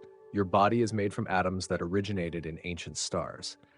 Your energy comes from sunlight transformed by plants. Your existence depends upon air, water, gravity, chemistry, and countless interconnected systems. Remove the universe and you disappear instantly, not because the universe supports you, because you are part of it. The distinction is crucial. A leaf is not supported by a tree. A leaf is part of a tree. Likewise, perhaps we are not beings living inside the universe. Perhaps we are ways the universe temporarily organizes itself. This perspective transforms how we think about life, and perhaps even how we think about death. Most people imagine death as a separation, a departure, an exit from existence, a movement from being into non-being. But if the wave analogy contains some truth, another interpretation becomes possible. What happens when a wave disappears? Does it cease to exist completely? Or does it simply return to the larger process from which it emerged? The wave loses its individual form, but the water remains. The ocean remains. Nothing was ever truly separate. Many philosophical and spiritual traditions have explored variations of this idea, not as a scientific claim about personal survival, but as a shift in perspective, a reminder that individuality exists within a larger whole. The atoms composing your body existed before your birth. They will continue existing after your death. The energy flowing through your life has always been part of the cosmos. You are a chapter in a story much older than yourself, a temporary pattern within a process that stretches across billions of years. And perhaps there's something comforting in that realization. Not because it removes mortality, not because it eliminates grief, but because it reframes our place in existence. You are not an accident isolated in a hostile universe. You are a consequence of the universe, a natural expression of cosmic evolution, a moment in which matter became aware, a brief window through which reality experienced itself. For a few decades, the universe becomes you. It sees through your eyes, thinks through your brain, feels through your heart. Then the process continues. The atoms move on, the energy flows onward, the story evolves, the cosmos keeps unfolding. Yet even this grand perspective leads us toward a final and unsettling question. If we are waves within an ocean, what happens when the ocean itself reaches its end? Because stars are not eternal. Galaxies are not eternal. Even the universe may not be eternal. Modern cosmology suggests that the cosmos itself has a future, a distant future so vast that it stretches beyond ordinary comprehension, a future in which stars eventually fade, galaxies grow dark, and the processes that make life possible gradually come to an end. The wave may return to the ocean. But what happens when the ocean becomes still? What happens when the universe itself approaches its final chapter? Because the same principle we have followed throughout this journey remains true even at the largest scale imaginable. Stars die, species die, civilizations die, human beings die, and perhaps one day the universe itself will face an ending. In the next chapter, we will travel to the farthest future science can currently imagine, a future beyond stars, beyond galaxies, beyond black holes, a future known as the heat death of the universe, the moment when time itself may lose meaning. And when that final silence arrives, we may finally understand why the present moment is so precious. Because even the ocean of existence does not last forever. Part 11, the last day of the universe. Imagine the night sky, the familiar stars, the glowing band of the Milky Way, the distant galaxies scattered across the darkness. For thousands of years, human beings looked upward and saw permanence. The stars appeared eternal, unchanging, immortal. Generation after generation lived and died beneath the same celestial lights. Empires rose and collapsed, languages appeared and vanished, civilizations flourished and disappeared. Yet, the stars remained. It was easy to believe that the heavens would last forever. But modern cosmology tells a different story. The stars are not eternal. The galaxies are not eternal. Even the universe itself may not be eternal. Everything we have learned throughout this journey points toward the same conclusion. Nothing escapes change. Nothing escapes transformation. Nothing escapes time, not even the cosmos. And if we travel far enough into the future, beyond any timescale the human mind naturally understands, we arrive at one of the most haunting ideas in science, the heat death of the universe, the final chapter of cosmic history, the moment when the universe becomes silent, dark, still, and unimaginably empty. To understand this future, we must first remember a principle we encountered earlier. Entropy. The tendency for energy to spread out, the tendency for differences to disappear, the tendency for order to transform into greater disorder. Entropy is not merely a law governing coffee cups and melting ice. It governs the fate of the entire universe. From the moment the cosmos was born, entropy has been increasing, slowly, relentlessly, patiently, like a river flowing toward the sea, and one day that river may reach its destination. But first, there will be stars. For trillions upon trillions of years, stars will continue shining. New stars will form from collapsing clouds of gas. Old stars will die. Galaxies will continue their slow cosmic dance.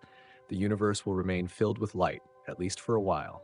Yet even the largest reservoirs eventually run dry.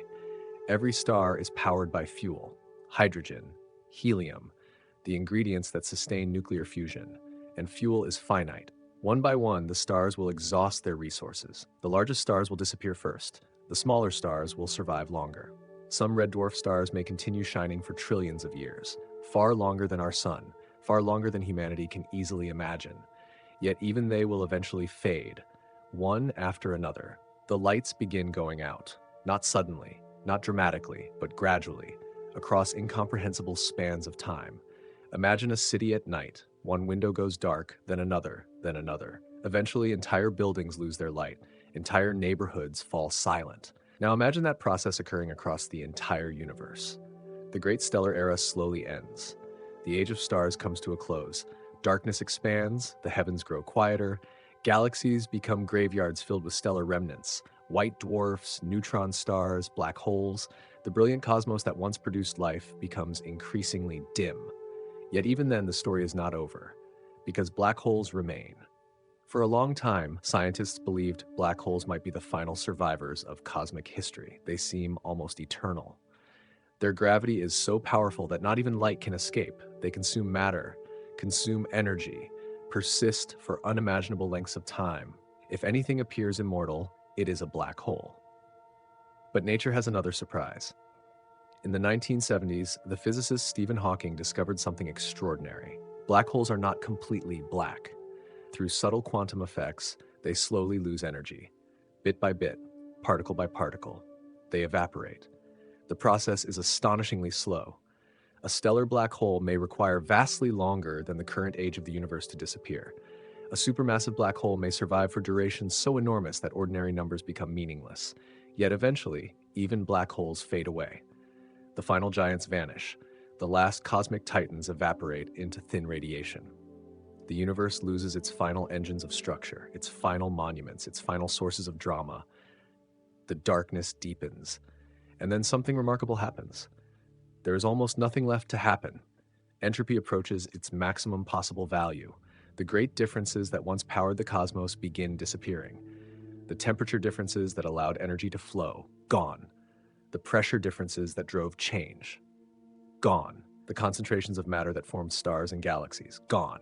Everything becomes increasingly uniform, increasingly smooth, increasingly quiet. This is the true meaning of heat death. Not an explosion, not a catastrophe, not a dramatic ending, a fading, a leveling, a gradual exhaustion of possibility. Imagine a river whose water no longer flows because every point has reached exactly the same height. Imagine a battery whose energy has been completely drained. Imagine a universe where every useful difference has vanished. Nothing pushes, nothing pulls, nothing changes. The cosmos approaches equilibrium, and equilibrium, while stable, contains a hidden tragedy. Nothing interesting happens there. Life depends on differences. Stars depend on differences. Weather depends on differences. Thought itself depends on differences. The human brain functions because electrical gradients exist between neurons. Every heartbeat depends on imbalance. Every breath depends on imbalance. Every movement depends on imbalance. The universe we know is alive with activity because it is filled with unevenness, with gradients, with opportunities for energy to flow. But in the far future, those opportunities disappear, and with them disappears nearly everything we recognize as activity. This leads to one of the strangest implications of modern cosmology. Time itself may begin losing meaning. Of course, clocks could still tick. Mathematical time could still exist. But what gives time significance is change. An hour has passed because something happened. The sun moved across the sky, your body changed, a conversation occurred, a memory formed. Events create the experience of time. Now imagine a universe where almost nothing changes. No stars are born, no civilizations arise, no planets orbit living suns, no minds observe the passage of moments. Time continues mathematically, but experientially it becomes empty. A sequence without events, a story without chapters, a clock without purpose. The philosopher Bertrand Russell once reflected on humanity's place within a universe destined for eventual darkness. Many thinkers have confronted similar questions. If everything ultimately disappears, does anything matter?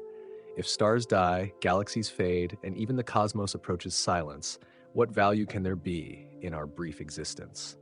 At first glance, the question seems devastating. Yet perhaps it points toward the opposite conclusion. Because consider what we have learned throughout this journey. Stars matter because they do not last forever. Flowers matter because they bloom briefly. Relationships matter because time together is limited. Life matters because it is finite. Again and again, meaning emerges not despite limitation, but because of limitation. Now imagine the opposite. Imagine a universe that never changes, never ends, never transforms. Nothing is lost, nothing is gained, nothing evolves, nothing begins, nothing concludes. Would such a universe possess meaning? Or would it become an eternal stillness where significance slowly evaporates? Perhaps the preciousness of existence arises from the very thing we fear most, its impermanence. The fact that every sunrise is unique. The fact that every conversation happens only once. The fact that every life is unrepeatable. the fact that every moment vanishes as it arrives. This realization transforms the heat death of the universe from a source of despair into a source of perspective, because the future silence of the cosmos reveals something about the present. The reason this moment matters is because it will not last. The reason your life matters is because it is temporary. The reason consciousness is extraordinary is because it emerges briefly from a vast cosmic history. The reason love matters is because it exists within time. Imagine listening to a beautiful piece of music. What gives the music meaning? The notes, the melody, the emotion, but also the ending. Without the ending, the song never becomes complete. Without the final note, there is no composition. There is only endless noise. Life may be similar. Its beauty depends not only on what happens, but on the fact that it cannot continue forever. And perhaps this is the deepest lesson hidden within the far future of the universe. The final silence gives value to the present sound. The final darkness gives value to the present light. The final ending gives value to the present chapter. And that realization brings us back to the question that began this entire journey. The question we have been circling from stars to cells, from evolution to consciousness, from philosophy to cosmology. A question that now looks very different from when we first asked it. Why does death exist? And what if the thing humanity has always feared is actually one of the greatest gifts the universe ever created? In the final chapter, we will return to that question one last time and discover the extraordinary reversal hidden at the heart of existence itself. Part 12, the greatest gift of the universe. We have traveled a long way together. We began with a fear, perhaps the oldest fear humanity has ever known, the fear of disappearance, the fear of losing everything we love, the fear of becoming a memory, the fear of death. For thousands of years, we treated death as the ultimate enemy. Civilizations built monuments to escape it. Kings searched for immortality. Religions promised transcendence. Scientists now explore ways to slow aging itself. Again and again, humanity has looked at death and asked the same question. How do we defeat it? But throughout this journey, another question slowly emerged. A question far stranger, far more unsettling, and perhaps far more important. What if death is not the enemy? What if death is one of the reasons anything exists at all? At first, the idea sounds absurd. How could something so painful be a gift? How could endings create meaning? How could loss create life?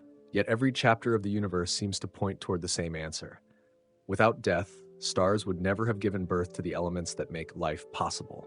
Without death, evolution would have stalled. Without death, consciousness might never have emerged. Without death, the universe itself would be unimaginably different. Imagine a cosmos where nothing ever dies. Stars burn forever. Cells never disappear. Species never go extinct. Nothing changes, nothing leaves, nothing ends. At first, such a universe sounds perfect, but look more closely. If stars never died, the heavy elements inside them would remain trapped forever. Carbon would never spread across space, oxygen would never reach future worlds, iron would never become part of living blood, the ingredients necessary for life would remain locked away inside immortal suns. Planets like Earth might never form. Life as we know it might never emerge. You would never exist. The very atoms composing your body owe their existence to ancient stellar deaths. The stars had to die so that you could live.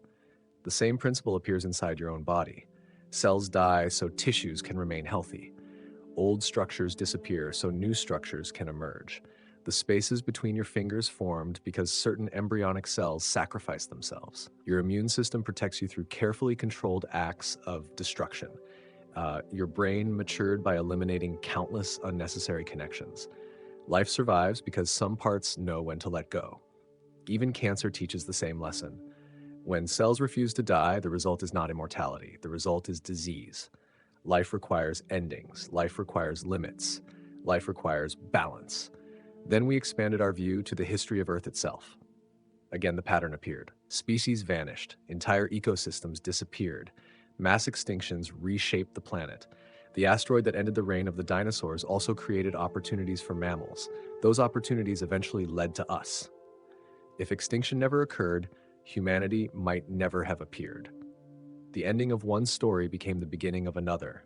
Again and again, creation emerged from conclusion. Possibility emerged from loss. The universe kept revealing the same secret. Endings are not interruptions of the story, they are part of the story. Then we turned inward and confronted something even more personal. Human consciousness, the strange ability to know that we will die. This awareness is often described as a burden, and certainly it can be. It creates anxiety, grief, fear, uncertainty, yet it also creates something extraordinary, meaning. Think about literature, philosophy, religion, art, music, science. How much of human civilization emerged because we understand that time is limited? How much creativity was born from mortality? How many masterpieces were created because someone knew they would not live forever? How many discoveries occurred because time mattered? How many acts of love became meaningful because they could not be postponed indefinitely? The awareness of death does not merely frighten us, it awakens us. It forces us to ask questions. It forces us to choose. It forces us to decide what matters. And then came perhaps the greatest paradox of all, immortality, the dream humanity has chased for millennia. At first glance, infinite life seems like the ultimate reward. Unlimited experiences, unlimited opportunities, unlimited time. Yet the deeper we examined it, the stranger it became. When time becomes infinite, urgency disappears. When opportunities become endless, choices lose weight. When every experience can be repeated forever, uniqueness fades. Abundance slowly erodes value. Scarcity creates meaning. Limitation creates significance. A song matters because it ends. A story matters because it ends. A life matters because it ends. Without endings, existence risks becoming an endless repetition without consequence. The ancient fear of death suddenly revealed a hidden truth. Mortality may not be the enemy of meaning. Mortality may be its foundation. Then we encountered one of the deepest insights of Eastern philosophy, impermanence, the understanding that everything changes, everything flows, everything transforms. A flower is beautiful because it blooms briefly. Autumn is beautiful because it passes. A sunset is beautiful because it fades. The fragility of a moment is often what gives it value. The Japanese philosophy of wabi-sabi embraced this reality. Rather than resisting imperfection and transience, it found beauty within them. The crack in a ceramic bowl, the weathering of old wood, the fading of colors through time. These were not flaws. They were evidence of life, evidence of history, evidence of existence itself. Perhaps our lives are similar. Perhaps what makes them beautiful is not their permanence, but their impermanence. And then we looked outward once more, toward the stars, toward the cosmos, toward the breathtaking realization that we are not separate from the universe. The atoms in our bodies were forged in stellar furnaces. The matter composing our brains once traveled through ancient stars. The energy sustaining our lives comes from cosmic processes stretching back billions of years. The universe did not simply create us. The universe became us. For a brief moment, matter learned how to think, how to wonder, how to ask questions about itself. As Carl Sagan suggested, we may be a way for the cosmos to know itself, a temporary expression of an ancient process, a wave rising from a cosmic ocean.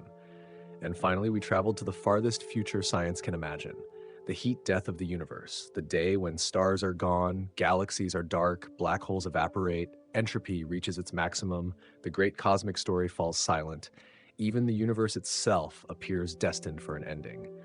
And suddenly, everything became clear. The present matters because it is temporary. The stars matter because they will fade. Life matters because it is fragile. Consciousness matters because it is brief. The universe matters because it changes. If everything lasted forever, nothing would feel precious. If every moment were infinite, no moment would stand out.